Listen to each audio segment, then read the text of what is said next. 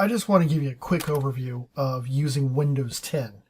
Now, some of you guys might be using Windows 10 and you've used it for quite some time, and that's great. And you probably are pretty comfortable with it because it's pretty easy to use. At the same time, there are a lot of things going on about the operating system that you may not be real familiar with. So I want to go over a few things about your operating system that you may or may not know. Now, one of the very first things that you need to be aware of is that your operating system starts as soon as the computer is booted up. It's basically the first thing that's going to run. So it's actually a program that's running before you even get into the machine. And the reason for this is, especially in modern operating systems, and it doesn't matter which one you're dealing with, the first thing that the operating system needs to be able to do is manage users. So when you log in, it's making sure that it's actually you. It's checking you against a password. So depending upon if you're on a big network at work or at school, or maybe you're on your own personal machine, or depending upon how your personal machine is set up, you have a couple different ways that you could log in. On a Windows machine, you can log in on your personal machine actually with your Windows account. And that's nice because if you go to different machines or you upgrade your machine, you can store files up in the cloud and still be able to have access to those files. However, if you just have your data on your local machine and you only have local accounts, it's going to check to see if your account is there and you're using the right password so you know that you have access to it. Now, on a larger computer network that you might have at work or at school, your username and password is going to check against a special server, and it's going to determine if you're authorized to use the machine or not. If so, it's going to log you in and you're going to see something like this, your computer desktop. Now, computer desktops can look a lot of different ways. It may be a blank image like this, or you might have a pretty background of a nature scene, or maybe an image from a popular movie or TV show. Those are all configurable changes. But we're going to go over the things that are pretty standard. So this is your desktop, and this nomenclature has been used for many, many years because the idea was we wanted to use terminology that was similar to what you might find on your actual desk that you'll be working on. So on our desktop, we can have icons, and I have a few over here on my right-hand side. One of the more popular ones is a recycle bin. If you're on Mac, you might call it your trash can. And this is where deleted files go, just as if you were to throw something away in real life, you would throw it in a trash bin or a recycle bin. So this nomenclature, once again, is following through to help you out. Now, some people, they have many, many icons on their desktop, and that's another way of doing it, but it's sometimes hard to find items. So I try to personally keep a pretty clean desktop so I can find them.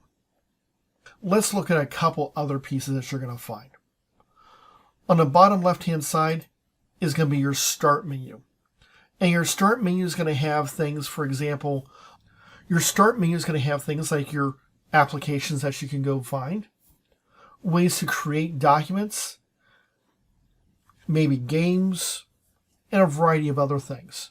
Depending upon how your system is set up and what you've done will depend upon what is currently showing here.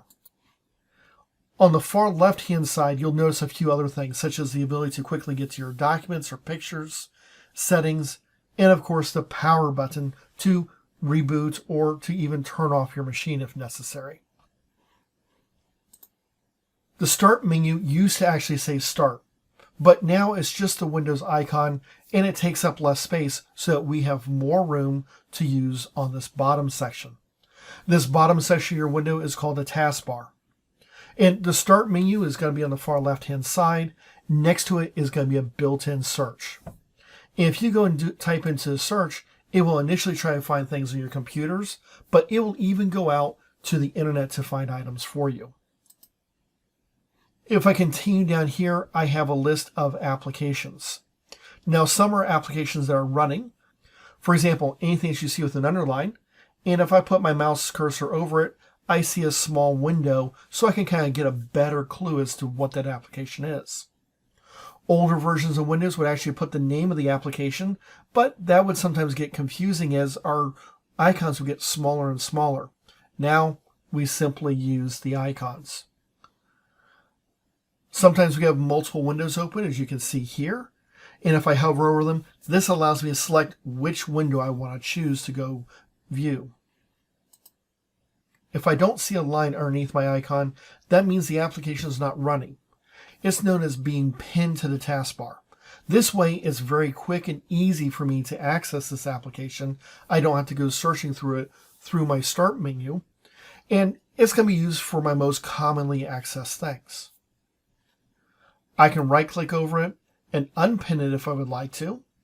Or any running application, I can right-click over and choose to pin.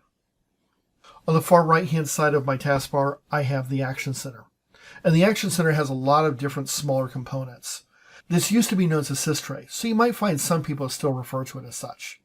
Now, the Action Center is going to include things such as my date and time, messaging information, and notifications that I need to be aware of. It's also going to have icons of things that I can reference and use. Some of these are going to be things that let me know that they're running, maybe notifications that will come up, and it'll be part of and involved with what we call the Notification Center, which is a smaller subset. The Notification Center it's going to let me know things like, do I have new mail that came in, or other messages that are going to pop up that I need to be aware of. So these are some kind of basic areas I can find within my desktop of using Windows 10.